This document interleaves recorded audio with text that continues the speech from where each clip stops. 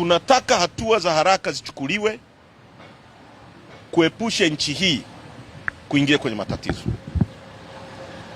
Hatua za haraka zichukuliwe za kuhakikisha walioua watu wanachukuliwa hatua, wasishifti blame. Watu walioagiza watu kupigwa risasi wachukuliwe hatua. Chama chetu kifunguliwe, hizi kesi za kisiasa ziondolewe hapa, tufanye shughuli zetu za kisiasa, kwa sababu hatutaacha. Kwa kupita huko kusema sisi tuna uranium, sisi tuna bandari. Bandari gani? Bandari si wamekabidhiwa Waarabu hapa? Kijana naye rara njaa hapa, hiyo bandari inamfaidi nini? Hayo madini mnayosema tuna madini, watu hawana hata maji ya kunywa hapa Dar es Salaam. Miaka 64 baada ya uhuru, maji ya kunywa, taifa la 3 kwa kuwa na vyanzo vingi vya maji, watu hawana maji. Tunazungumza maji. Hizi ndio dimandi za Watanzania. Sasa ni vizuri tukawaambia watu, Watanzania sio wajinga. Watanzania wanajua nyie ndio mmeingiza nchi hii kwenye matatizo haya kwa kuteka watu, kwa kuiba rasilimali za nchi, kwa kuiba uchaguzi, kwa kuumiza watu na kuonea watu na kutengeneza impunity. Hakuna taifa la nje lolote iliyochochea haya. Ni nyie mnaochochea watu. Na ni vyema mkashusha kiburi, kwa sababu this country won't be the same again. Hamwezi kuirudisha kwenye minyororo hiyo mliokuwa mmeifunga. Watanzania wamekataa. Wamewaambia hawataki kuwa watumwa wenu. Kwa hilo lilikuwa ni muhimu sana tuliseme.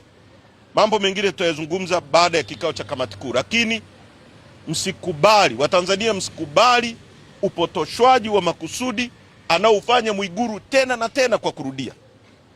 Wajiulize, wako madarakani kihalali? Nani aliyewapigia kura? Na hilo ndio swala la muhimu ambalo Watanzania wanataka sasa litatuliwe. Wapate nafasi ya wao kuamua nani awe kiongozi wao kwa kura zao. Na hapa hatuzungumzi kwamba ni lazima iwe Chadema. Hapana, kuwe na mfumo huru. Watanzania wakiamua ni CCM waamue wao, wakiamua ni Chadema waamue wao, wakiamua ni NLD waamue wao. Watanzania hawataki tena uchaguzi wa nchi hii kuamuliwa na watu wamekaa ofisini wanapika. Hebu fikiria kama nchi nzima watumishi wa umma wameshirikishwa kufoji kinachoitwa matokeo. Unajenga culture ya watumishi wa umma kufanya forgery. Kesho huyo mwalimu anayesimamia chaki akikuambia chaki hazipo wakati zipo, utamdhibiti vipi? Wakati wewe umemfundisha kufoji matokeo ya kukufanya uwe rais, uwe mbunge, uwe diwani. Huyo nesi, huyo mtendaji wa kata akikuletea takwimu za uongo ili serikali ipeleke pesa zaidi na yeye aibe, utamzuiaje?